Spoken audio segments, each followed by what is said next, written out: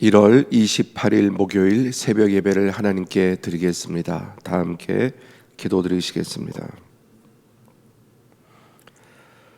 하나님이여, 주의 인자하심이 어찌 그리 보배로우신지요. 사람들이 주의 날개 그늘 아래 피하나이다. 그들이 주의 집에 있는 살찐 것으로 풍족할 것이라. 주께서 주의 복락의 강물을 마시게 하리이다. 진실로 생명의 원천이 주께 있사오니 주의 빛 안에서 우리가 빛을 보리이다. 무한한 자비와 인자하심과 또 긍휼로 풍성하신 아버지 하나님, 오늘도 우리가 주님을 예배하며 주의 날개 그늘 아래에 나아오니 주님 우리를 받으시고 오늘도 주의 생명의 말씀으로 또 생명의 떡으로 우리를 먹이시고 또 생명의 원천이신 주의 빛 가운데 거할 수 있도록 은혜 베풀어 주옵소서. 이 새벽에도 주님 앞에 나와 예배하는 우리 모든 성도들, 또 각 가정에서 새벽을 깨우며 기도하는 모든 성도들, 또 오늘 하루의 일과 가운데 출근하며 또 삶에서 주님을 예배하는 우리 모든 성도들 한 분 한 분 기억해 주시고 주의 자비와 은혜와 긍휼을 더해 주옵소서. 이 새벽에 주시는 주의 진리와 생명의 말씀을 통해 우리의 속사람을 치유하시고 새롭게 주옵소서. 예수님의 이름으로 기도드리옵나이다. 아멘. 오늘 은혜 주실 하나님의 말씀은 마태복음 7장 1절부터 12절까지의 말씀입니다. 마태복음 7장 1절부터 12절까지의 말씀을 함께 봉독하겠습니다. 비판을 받지 아니하려거든 비판하지 말라. 너희가 비판하는 그 비판으로 너희가 비판을 받을 것이요 너희가 헤아리는 그 헤아림으로 너희가 헤아림을 받을 것이니라. 어찌하여 형제의 눈 속에 있는 티는 보고 내 눈 속에 있는 들보는 깨닫지 못하느냐? 보라, 내 눈 속에 들보가 있는데 어찌하여 형제에게 말하기를 나로 내 눈 속에 있는 티를 빼게 하라 하겠느냐? 외식하는 자여, 먼저 내 눈 속에서 들보를 빼어라. 그 후에야 밝히 보고 형제의 눈 속에서 티를 빼리라. 거룩한 것을 개에게 주지 말며 너희 진주를 돼지 앞에 던지지 말라. 그들이 그것을 발로 밟고 돌이켜 너희를 찢어 상하게 할까 염려하라. 구하라, 그리하면 너희에게 주실 것이요 찾으라, 그리하면 찾아낼 것이요 문을 두드리라, 그리하면 너희에게 열릴 것이니 구하는 이마다 받을 것이요 찾는 이는 찾아낼 것이요 두드리는 이에게는 열릴 것이니라. 너희 중에 누가 아들이 떡을 달라 하는데 돌을 주며 생선을 달라 하는데 뱀을 줄 사람이 있겠느냐? 너희가 악한 자라도 좋은 것으로 자식에게 줄 줄 알거든 하물며 하늘에 계신 너희 아버지께서 구하는 자에게 좋은 것으로 주시지 않겠느냐? 그러므로 무엇이든지 남에게 대접을 받고자 하는 대로 너희도 남을 대접하라. 이것이 율법이요 선지자니라. 아멘. 오늘도 하나님의 은혜와 또 보호하심이 함께 하시는 복된 하루가 되시기를 축복합니다. 오늘 본문 말씀 마태복음 7장 1절에서 12절 말씀은 전체는 이 산상수훈 안에 있는 말씀이죠. 이 말씀의 예수님의 가르침은 한마디로 바리새인과 서기관들에 의해 잘못 교육되고 잘못 가르쳐진 그릇된 신앙을 바로 잡아주시는 것입니다.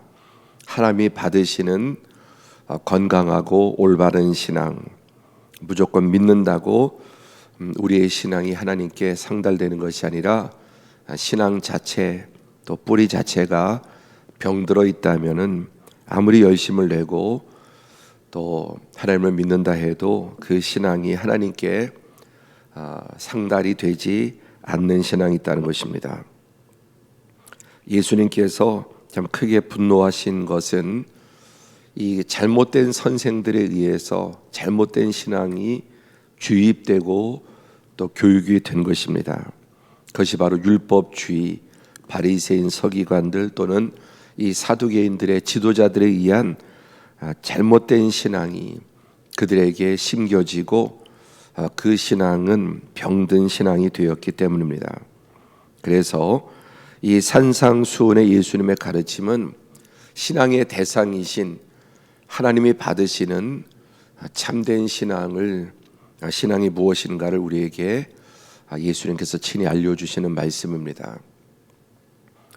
그래서 우리가 신앙생활하는 데 있어서 어느 과정까지는 아이가 일단은 크고 봐야죠. 아이가 뭐 철 다 들면서 크기보다는 일단 아이가 먹고 자라고 커가면서 이제 하나하나 교정이 되지 않습니까? 마찬가지로 우리의 신앙은 물론 처음부터 틀이 잘 잡혀야 되지만은 또 성장하는 과정이 있는데 어느 정도 단계에 이르면은 계속해서 우리의 신앙은 계속 돌아보고 또 내 신앙을 좀 의심하는, 너무 지나치게 믿는 것만 강조해서는 안 되고 나의 믿음에 대해서 의심하는 자세가 필요하다. 그래야 건강한 신앙으로 자랄 수 있는 것입니다. 오늘 본문 말씀에는 두 가지 교훈이 크게 담겨 있습니다. 첫 번째는 비판하는 문제. 그래서 오늘 1절에 비판을 받지 아니하려거든 비판하지 말라고 말씀하셨습니다. 자, 여기서 말하는 이 비판은 영어 번역으로 보면은 저지 이렇게 되어 있죠. 남을 심판하는 것, 좀 더 정확하게 말하면 남을 정죄하는 것입니다. 너는 틀렸고 또 무엇이 잘못됐고, 그런데 남을 틀렸다고 정죄하고 판단하는 그 자체, 그 사람 자신의 판단이 잘못될 수도 있는 것입니다. 자, 성경이 우리에게 예수님께서 비판하지 말라고 말씀하시는 이유를 우리가 5가지를 좀 생각해 보면, 첫 번째, 우리는 올바른 비판 능력을 가지고 있지 않습니다. 모든 것을 정확하게 비판할 수 있는 그런 완전한 존재가 아닙니다. 다시 말해서 이것은 오직 하나님만 하실 수 있는 일이죠. 유한한 인간, 우리의 생각에 모자람이 있고 못 보는 것이 있고 미처 판단하지 못하는 부분이 있습니다. 또 우리의 생각과 기준 자체가 잘못되거나 왜곡되어 있는 부분도 있습니다. 그러니까 비판하는 주체 자체가 올바르지 못한 것이죠. 이것은 칭찬도 마찬가지입니다.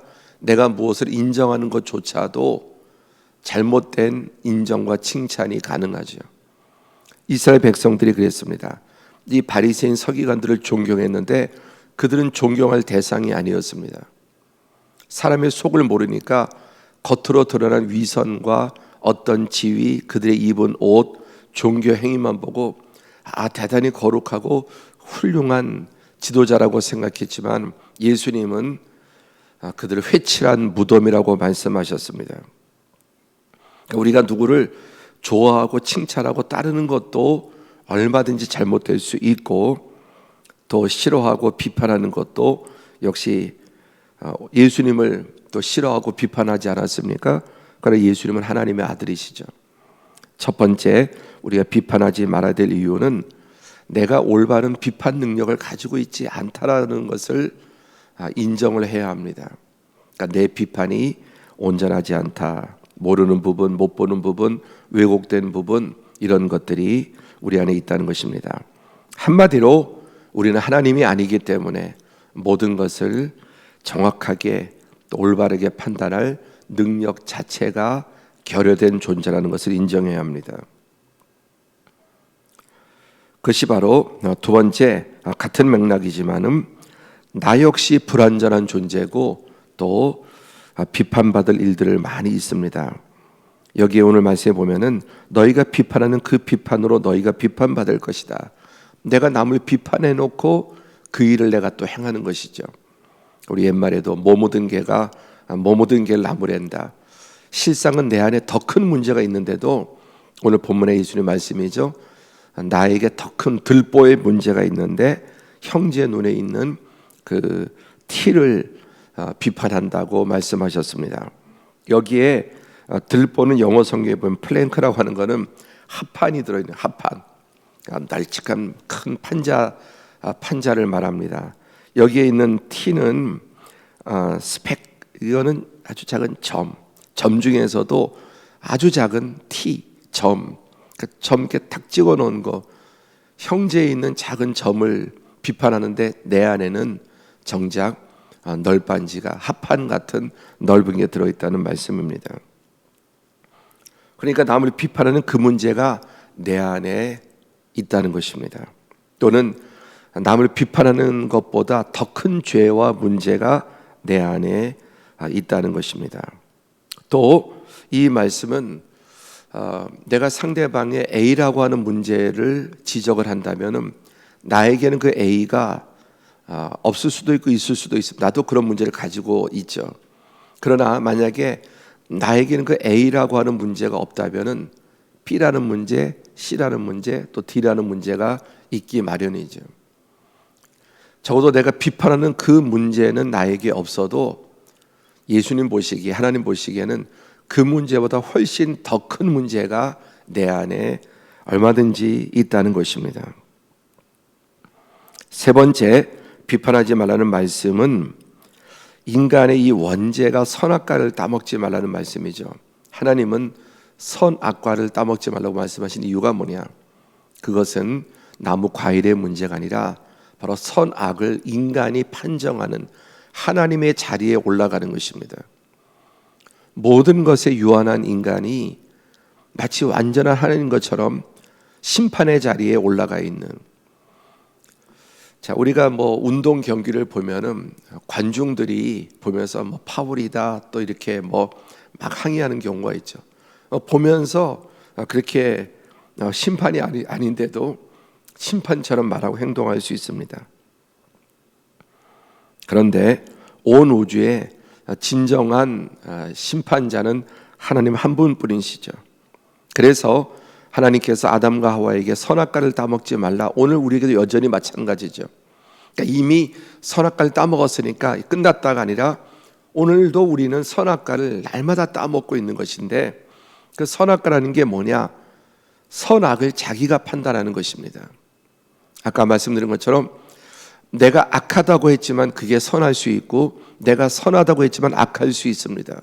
특히 이 정치적인 문제 우리나라에게 많이 갈려져 있지 않습니까? 내가 지금 속해 있는 입장이 옳다고 생각하지만 그게 틀릴 수 있거든요.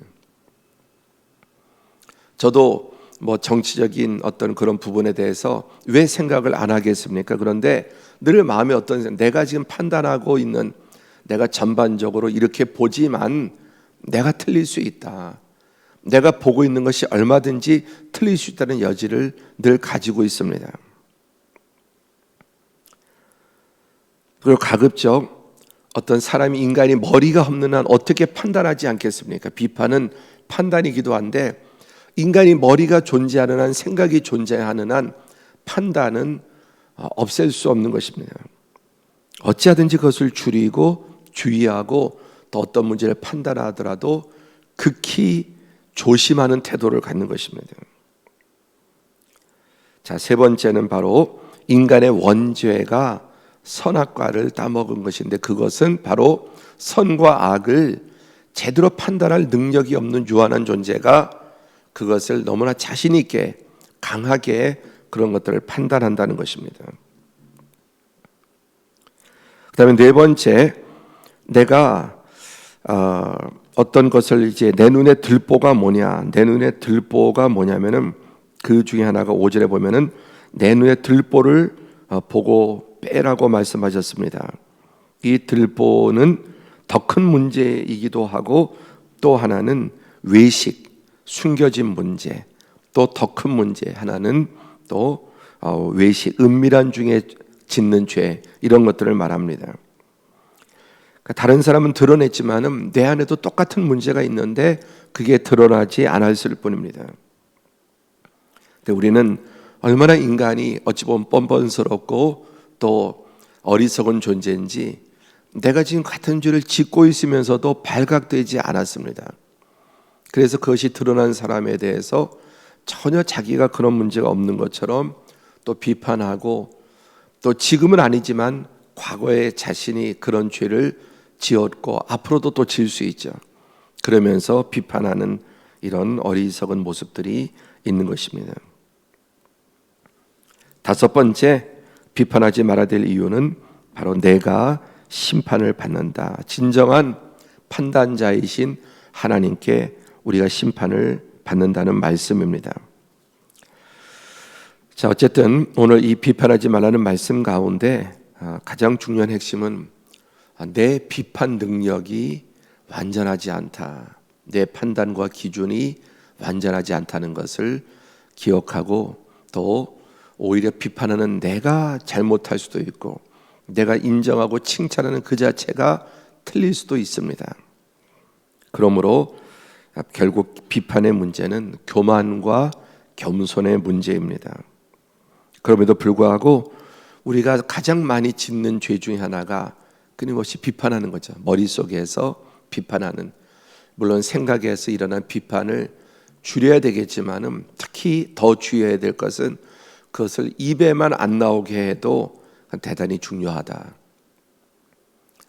머릿속에 드는 비판을 어찌하든지 우리가 잘 하나님 앞에서 겸손하게 또 줄여야 되겠지만은 그러나 더 결정적으로 중요한 것은 생각하고 있는 것을 입으로 꺼낼 때 이것이 이제 문제가 되죠. 그렇기 때문에 우리가 비판을 머릿속에서도 생각 속에도 줄이는 것이 중요하지만 그것을 입으로 꺼내지 않도록 입을 잘 닫는 것이 참 중요하다고 생각이 됩니다. 특히 요즘 SNS를 많이 하죠. SNS를 통해서 어른들은 많이 안 하시는 젊은이들, 아이들은 이 SNS를 통해서 저주에 가깝고 너무나 심각한 비판들이 많아집니다.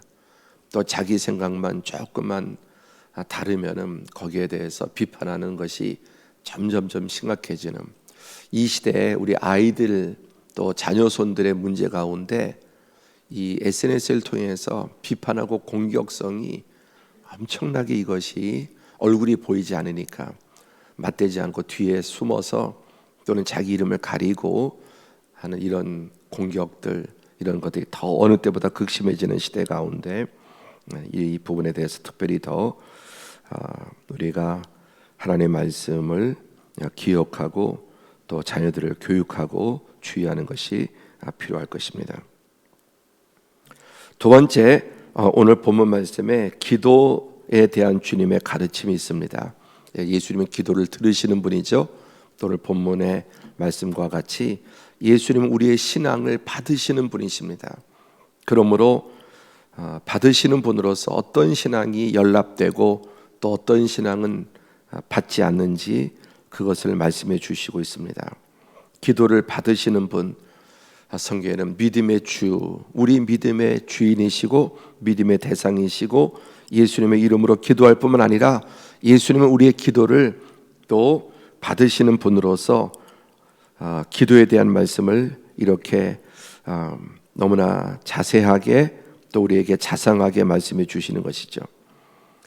자, 기도는 하나님께서 반드시 응답해 주신다는 것을 강조하는 것입니다. 그래서 구하라, 찾으라, 두드리라 3번이나 반복하는. 자, 유대인들은 2번 반복하는 습관이 있습니다. 시편에 보면은 계속해서 반복을 많이 하는데 오늘 본문에서는 그것을 넘어서 3번이나 반복하고, 이게 반복이 많을수록 더 강력한 진리를 말씀합니다. 그래서 솔로몬은 헛되고 헛되며 헛되고 헛되니 모든 것이 헛되도다. 완전한 헛됨을 강조하기 위해서 5번이나 반복을 하죠. 여기도 같은 맥락에서 7절에 구하라 너에게 주실 것이요, 찾으라 그리하면 찾아낼 것이요, 문을 두드리라 그리하면 너에게 열릴 것이다. 이것은 얼마나 하나님께서 우리의 기도를 분명하게 응답하시는가를 강조하기 위한 반복법입니다. 그런데 중요한 게 뭐냐면은 우리의 경험은 기도가 다 응답된다고 누구도 생각하지 않지 않습니까? 또 기도하긴 하면서도 응답에 대한 확신보다는 기도가 응답되지 않을 것에 대한 확신이 더 많지는 않으신가요? 기도 응답된다고 하도 들어서 믿는 것 같은데 정말 한번 살펴보면은 정말 내가 기도 응답을 확신하고 있는가? 오히려 기도 응답이 안 될 거라고 하는 확신이 더 많을 수 있습니다. 문자적으로 우리의 기도는 다 응답되지 않죠. 누구도 모든 기도를 다 응답받은 사람은 아무도 없습니다. 그렇다면 그 사람은 완벽한 기도만 드린다는 뜻이죠. 우리 기도 자체가 역시 불완전합니다. 그러니까 우리는 모르고 드리는 기도, 탐욕으로 드리는 기도, 주님의 뜻과 맞지 않는 기도도 드리거든요. 마치 자녀가 우리에게 무엇을 구하는 것이, 어린 자녀가 구하는 것이 필요한 것을 구하기도 하지만 안 될 것을 구하기도 하기 때문에 그것을 거부하는 것은 사실은 아이들 입장에서는 거부지만은 부모의 입장에서는 그것은 정말 그 아이를 위해서 진정으로 필요한 것이죠. 자, 기도는 우리의 욕망이나 욕심을 이룬 도깨비 방망이가 아니다. 욕망과 욕심을 구하도 다 응답되는 것이 아니죠. 그게 첫 번째 전제입니다. 두 번째, 욕망과 욕심이 아니더라도 우리 기도 구하는 자체가 잘못된 것을 구할 수 있는 거예요. 그러니까 어떤 식으로든지 간에 우리의 기도 자체가 올바르지 않은 하나님의 뜻과 맞지 않든지 또 그 기도 자체가 욕망과 욕심을 구할 수도 있는 것입니다. 이런 것들이 이제 많이 거절되다 보니까 우리는 기도 응답에 대한 확신을 갖기가 어렵습니다. 중요한 것은 바로 이것입니다. 하나님은 우리의 진정한 필요에 대한 기도는 반드시 응답하신다는 거예요. 정리될 필요가 있죠. 진정한 필요에 대해서는 반드시 응답하신다.